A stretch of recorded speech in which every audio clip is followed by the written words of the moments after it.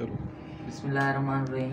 आज का मेरा मौजू है पाकिस्तान कैसे बना। आप वीडियो बनाएं। पाकिस्तान कैसे बना और पाकिस्तान का मुस्तकबिल क्या होगा। जैसा मैं थोड़ा ओवरव्यू दे दूंगा पीछे से कि क्यों क्या वजूहत थी पाकिस्तान बनने की। सबसे पहले तो जब मुग़ल दौर ज़वाल मुसलमानों का ज़वाल शुरू हो गया था तो अंग्रेज़ों ने इंडिया में हिंदुस्तान में मतलब राज शुरू कर दिया था। 1857 जंग आज़ादी वॉर ऑफ इंडिपेंडेंस हुई, जिसमें हिंदुओं और मुसलमानों ने मिलकर अंग्रेज़ों को मतलब मिटाने के लिए कोशिश की, लेकिन अंग्रेज़ों को इस जंग में फतह हुई।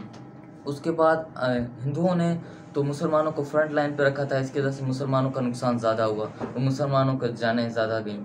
उसके बाद सर सैयद अहमद ख़ान ने मुसलमानों को एक मतलब पढ़ाई तालीम की तरफ शऊर दिलाने के लिए मुसलमानों को कहा कि आप पढ़ें, तालीम की तरफ लागू किया। लेकिन मुसलमान कहते थे हम क्या करेंगे पढ़कर, उनकी सोच अभी भी पीछे ही थी। फिर सर सैयद अहमद ख़ान ने बहुत से कॉलेजेस बनाए उनके, लेकिन मशहूर कॉलेजेस और स्कूल्स में अलीगढ़ कॉलेज बहुत ही मशहूर है और वो बाद में यूनिवर्सिटी भी बन गई। अलीगढ़ यूनिवर्सिटी भी बनी।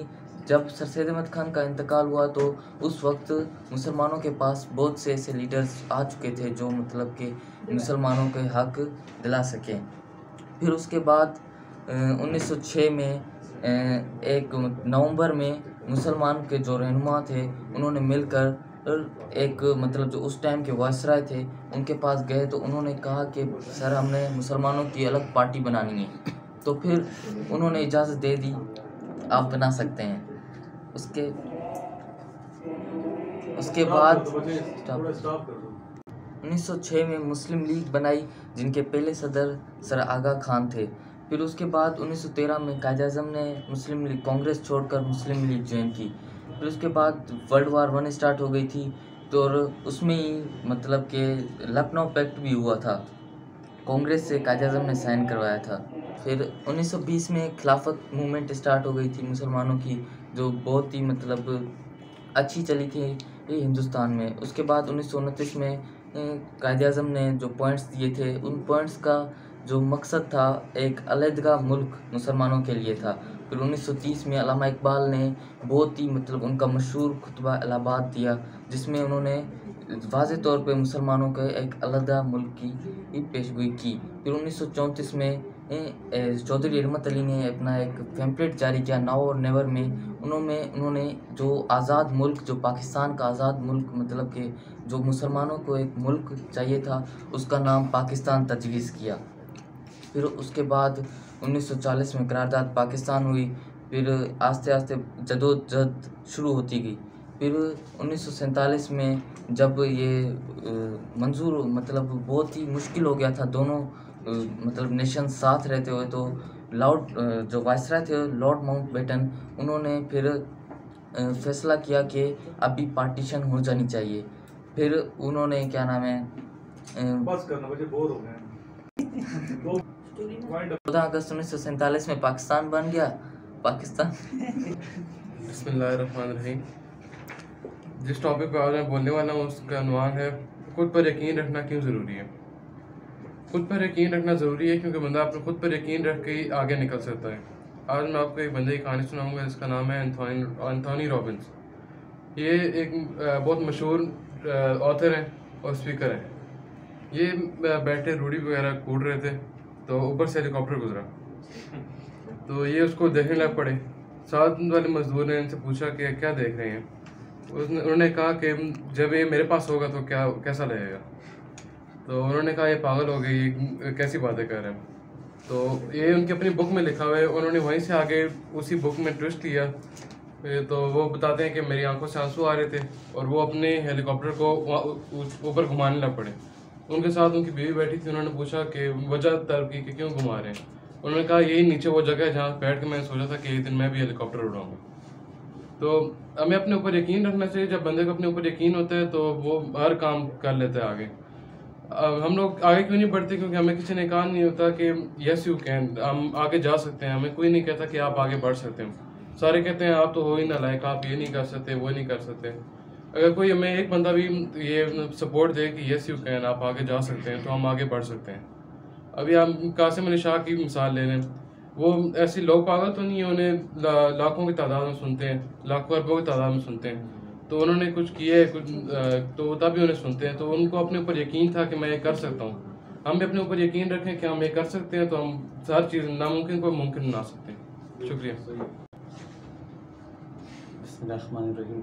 डियर जेंटलमैन, आज मेरा टॉपिक है कि कोयटा की हिस्ट्री। कोयटा पाकिस्तान के सूबे बलूचिस्तान का दारकूमत है और कोयटा का जो पुराना नाम था वो शालकोट था, जो आहिस्ता आहिस्ता शालकोट से कोयटा बन गया।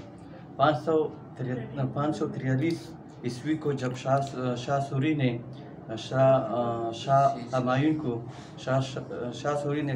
को शिकस्त दी, तो शाह हुमायूं अपने बेटे के साथ कोयटा आए।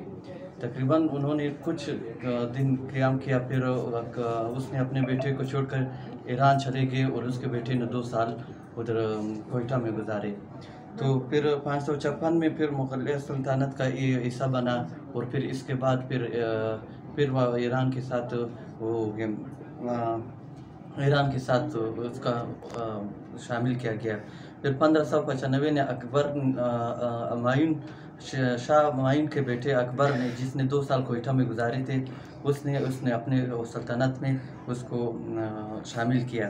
फिर 1730 में इसको खान ऑफ कलात यानी कलात का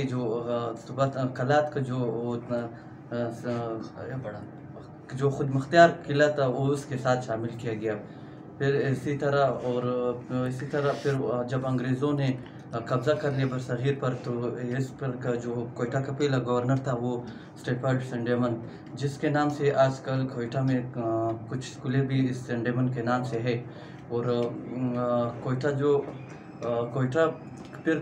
का जो वो था 1935 में एक बड़ा हादसा हुआ, जो ज़लज़ला हुआ 1935 में। तकरीबन इसमें 40,000 के लगभग लोग वो लुकमा अजल हो गए। कोयटा सतह समंदर से 5,000 किलोमीटर बुलंदी पर है और कोयटा में अक्सर सर्दियों के मौसम में बर्फ़बारी भी होती है, इसलिए इसको छोटा फेरिस्त भी कहा जाता है। और कोयटा में पाकिस्तान कौमी जानवर माखोर कोयटा के इर्द गिर्द के पहाड़ों में पाया जाता है। जज़ाकल्लाह। मेहरबान नहायत रहने वाला है। मेरा नाम उमर है और आज मुझे जिस मौजू पर बात करने का मौका मिला है वो है फ़िज़ाइया डिग्री कॉलेज पेशावर। 1960 से पहले ये कॉलेज पेशावर मॉडल स्कूल के नाम से जाना जाता था। बाद में फ़िज़ाइया हेडक्वार्टर और एयरबेस के दरमियान ये कॉलेज बनाया गया और इसको फ़िज़ाइया डिग्री कॉलेज पेशावर का नाम दे दिया गया। 1967 में यह कॉलेज तरक्की करता रहा और 12वीं जमात का दर्जा इख्तियार कर गया और मज़ीद तरक्की करके 1981 में यह कॉलेज डिग्री लेवल पर पहुंच गया।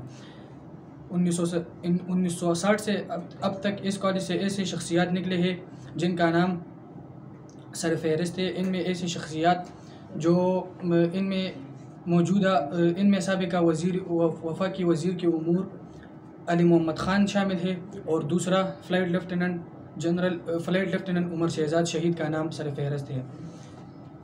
इस कॉलेज में लड़के और लड़कियां एक साथ मुतालिया कर सकती है और इस कॉलेज का कुल रकबा 40,533 मुरब्बा फीट है, जिसको 3 सेक्शन में डिवाइड किया गया है। एक सेक्शन जूनियर सेक्शन के लिए जूनियर, दूसरा सीनियर और तीसरा डिग्री लेवल पर जो सेक्शन बनाया गया है।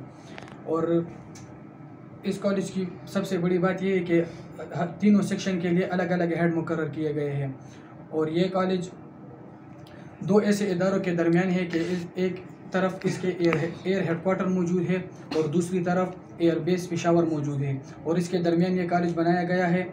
और इसमें 1960 से 2018 तक फेडरल बोर्ड यानी पंजाब बोर्ड चलता था और इसके बाद 2018 के बाद इसमें पेशावर बोर्ड को भी शामिल कर दिया गया।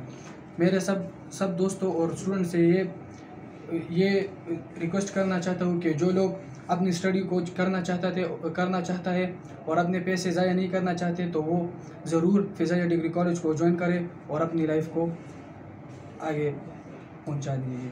उमर को भेजिएगा। मैं आपको बताना चाहता हूँ अपने जहाँ रहता हूँ सक्कर शहर में, सिंध का हिस्सा है, 3रा नंबर शहर है।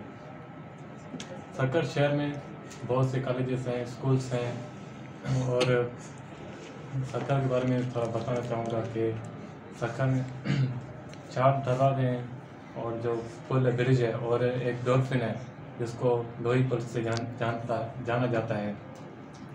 सक्कर में बहुत से होटल्स रेस्टोरेंट वगैरह हैं, जैसे अभी किंग न्यू होटल है जो सिंदरी भी है, वो बहुत मशहूर है। और बहुत से ख़तरनाक इलाके भी हैं जिधर मैं रहता हूँ, गोलीबाग फाटक पे। और सही है। वो पहले बहुत ख़तरनाक एक इलाका रह चुका है। अभी उधर अमन तो पॉजिटिव हमारी दुनिया में जाती है ना, नेगेटिव पे सोच नेगेटिव है, नेगेटिव देखना। आप अच्छी चीज़ बताओ अपने लिए, अपनी अच्छी चीज़ बताओ। उधर अभी बहुत अमन अमान आ गया है क्योंकि उधर अभी एजुकेशन भी आ गया है, अभी अच्छे ही बंदे उधर आ गए हैं। और उधर यूनिवर्सिटी है सक्कर IB बहुत मशहूर है उधर। और एक स्कूल भी है IB पब्लिक स्कूल, उधर बहुत अच्छी एजुकेशन दी जाती है, जो एक पॉलिटिकल कुर्सी अहमद शाह ने बनाई है।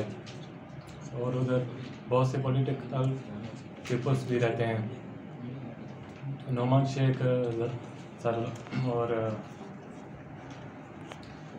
खुर्शीद अहमद शाह। सक्कर क्या है? जी सर। अच्छा आगे और थैंक्स। ठीक है, नेक्स्ट। अभी इम्प्रूवमेंट नज़र आ रही है, काफ़ी ज़्यादा इम्प्रूवमेंट है, ऐसे ही है बच्चों को। Dear gentlemen, Assalamu alaikum. Today the topic of my speech is Qasim Ali Shah की हिस्ट्री के बारे में बताता चलूँ। वो उन्होंने इस्लामिक सिविल यूनियन और यूनिवर्सिटी से अपनी इंटर और FSC की। वो अपनी उसी यूनिवर्सिटी में खड़े बता रहे हैं कि मैंने पहले इधर पढ़ता था, लाइब्रेरी में मैं बुक्स पढ़ता था। लाइब्रेरी में जब मैं बुक्स पढ़ने जाता था तो लोग कहते थे यार इन बुक्स से तुझे क्या मिलेगा, छोड़ पढ़ने को। और उसी वक्त जो बच्चे पढ़ते नहीं थे वो कागज़ की गेंद बना के, गत्ते का बल्ला बना के खेला करते थे। और आज मैं उन्हीं को देखता हूँ, वो कोई रेडी लगाई हुई है किसी ने, कोई क्या काम करता है और कोई क्या। और उस वक्त मैं बुक्स पढ़ता था और उस वक्त अगर मैं ना पढ़ता तो इस मकाम पर ना खड़ा होता। और फिर उसके बाद वो अपने प्रोफेसर साहब के बारे में बताते हैं कि जब हम FSC कर रहे थे तो प्रोफेसर साहब हमें बताया करते थे कि रात की तारीकी में रब से मांगो, रब सुनता है। तो हम सब उनकी बात पे अमल किया हमने तो वो अपनी ज़िंदगी की मिसाल में एक वाक़या बयान करते हैं कि एक दफ़ा मैं क्लास में बैठा था, अपने दोस्त का नाम बताते हैं नाजिम। मैं उसके साथ सरगोशी की कि यार मैं बड़े होकर ना किताबें लिखूँगा। तो मैडम ने देख लिया, तो मैडम ने बुलाया कि इसने क्या तुम्हारे कान में बोला है। कि पहले तो नाजिम जो उनका दोस्त था उन्होंने बोला कि कुछ नहीं। तो उसके बाद उन्होंने बोला कि इसने बोला कि मैं किताबें लिखूँगा। पहले तो मैडम मार नहीं रही थी, उसके बाद मैडम ने हम दोनों को मारा और उन्होंने बोला हाँ देखेंगे आप लिखते हो या नहीं। तो उसके बाद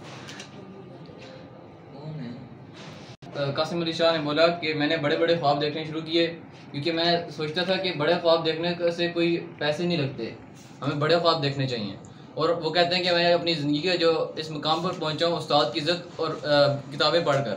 तो मैं इसलिए सारों को इस गुफ्तगू से के बारे में यही था कि आप किताबें पढ़ें और अपने उस्ताद इकराम की इज़्ज़त करें। शुक्रिया। Assalamu alaikum. Today my topic is my city Ghotki. Ghotki, the name of old name of Ghotki is Loy Saiban, and the oldest name of Ghotki is Miranji Saibi.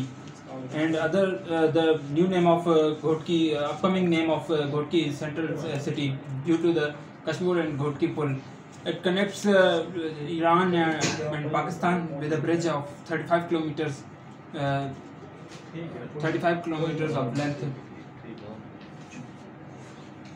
And Ghotki is an industrial area. There are large industries, FFC, Angro, Patna Fertilizer, and JDW. The major crops of Ghotki are maize, cotton, wheat, rice, sugarcane, etc. And the major castes of Ghotki are Ghoto, Kalwad, Mahar, and the Chachad and some other castes are major, and there are many politicians of Ghotki in National Assembly and Provincial Assembly. There is CM of Sindh, ex-CM Ali Mohammad Khan Mar, which construct Cadet College Ghotki in 2002. In their Ghotki Cadet College, there are many students are studying and serving students in Pak Army. And कितना बड़ा college है घोटकी का college, strength कितनी है, रकबा कितना है, सारा बताएं। और एफएफसी एंग्रो जो फैक्ट्री वो तो बता दिए हैं। कब बनी थी? मैंने बनाई थी। आप उधर के रहने वालों किसे पता? तो जेट हो जाएगा ठीक। तो ये आप अगर इस टॉपिक को छेड़ रहे हैं तो उस टॉपिक को ही छेड़ें जिसके बारे में आपको नॉलेज हो, क्योंकि अगर आप पकड़ने वाला तो पूछने वाला तो कुछ भी पूछ सकता है ना। आपको जिस चीज़ पे होल्ड हो आप उसी को छेड़ें। आपको अगर इसके बारे में नहीं पता था आप क्यों गुफ्तगू कर रहे हैं, फिर आगे से नेगेटिव आंसर दे रहे हैं कि मैं FFC is constructed with the help of Rus and Saudi Arabia and और the क्वेश्चन पूछने हैं। अभी तो मैं आज तक उसको बुलाएंगे क्वेश्चन पर, जो टॉपिक हो ये बच्चों को क्वेश्चन पूछने हैं। अभी मैं उसको नहीं ला रहा, इस महीने के बाद क्वेश्चन होंगे जिस तरह बच्चे ने पूछे। in the time period of Zulfikar Ali Bhutto in FFC there are thousands of people are working, and it is a good export materials in Angro and FFC Fatma fertilizer, and the total area of Ghotki is 22 acres, and the sweet dish of Ghotki is peda and khoya. Thank you. Thank you. Bismillahirrahmanirrahim. Assalamu alaikum. Today's my topic is the father history. You all know that father is a great blessing from God. My father's name is Nazim Safibat. He is born on 1971. My grandfather's name is Muhammad Safibat, and he belongs from Kashmir, and he is born on 1935. After Pakistan came into being in 1947, he migrated his family from Kashmir to Rawalpindi. Then he started. वैसे camera हिलना नहीं चाहिए, अच्छा आधे हिलना नहीं चाहिए, पक्का है दोनों, इसलिए मैं खुद बना दूँ। Then he started the business of construction and bricks. He started the business of construction and bricks.